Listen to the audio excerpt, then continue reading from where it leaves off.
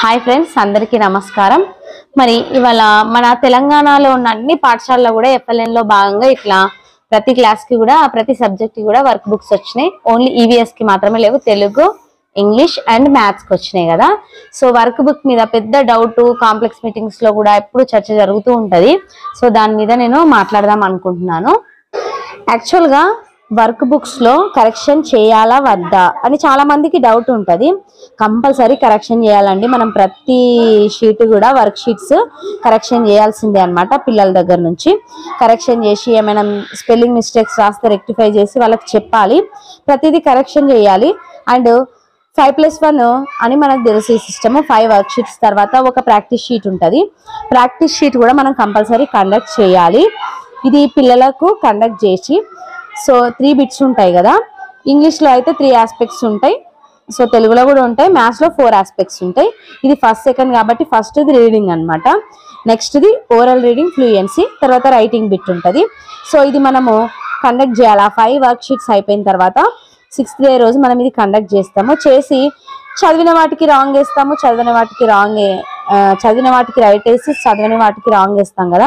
కొన్నట్లా wrong అయినా పర్వాలేదు. ఒక 90% స్కోర్ చేయగలిగితే ఆ బిట్కి రైట్ ఇవ్వచ్చు. ఇదానికైతే నేను మార్క్స్ ఏవి వేయనండి. మనకు FLN లో మార్క్స్ అడగరు కదా. ఓన్లీ అది సాధించాడా లేదా సామర్థ్యం. రైట్ వస్తే సాధించినట్టు, రాంగ్ వస్తే సాధించినట్టు. ఇట్లా నేను 3 వేసుకుంటాను అనమాట. ఎవ్రీ ప్రాక్టీస్ షీట్ కూడా ఇట్లనే వేస్తాను. సో నాకు ఈజీ అవుతుంది అనమాట. సో పిల్లలు ఎందులో అయితే వెనకబడ్డారో దానికి సంబంధించి వాళ్ళకి కేర్ తీసుకొని నెక్స్ట్ వర్క్ షీట్ లో అది రైట్ రావడానికి ప్రయత్నం చేపించవచ్చు.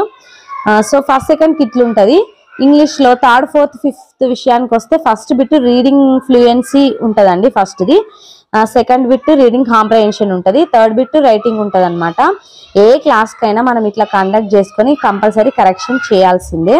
అండ్ వర్క్ షీట్స్ లో కూడా పిల్లలు ప్రతిదీ రాసేటట్టు మనం చూడాలి. వాళ్ళు ఏదైనా మిస్టేక్ చేస్తే కూడా ఫైండ్ అవుట్ చేసి వాళ్ళకి చెప్పాలి.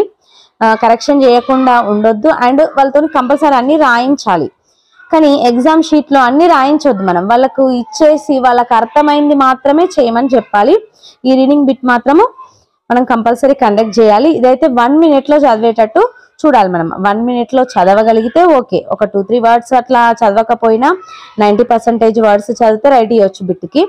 లేదు చదవలేరు 1 minute లో అంటే దీనికి కంపల్సరీ రాంగ్ ఇవ్వాల్సిందే. సో ఇట్లా కండక్ట్ చేసుకొని కరెక్షన్ అనేది చేయాలండి. కరెక్షన్ చేసి మనం కూడా పెట్టుకోవడం వల్ల ఈజీ ఉంటుంది. పిల్లలు ఎందులో వెనుకబడిపోతున్నారో మనకు కూడా తెలుస్తుంది. Thank you.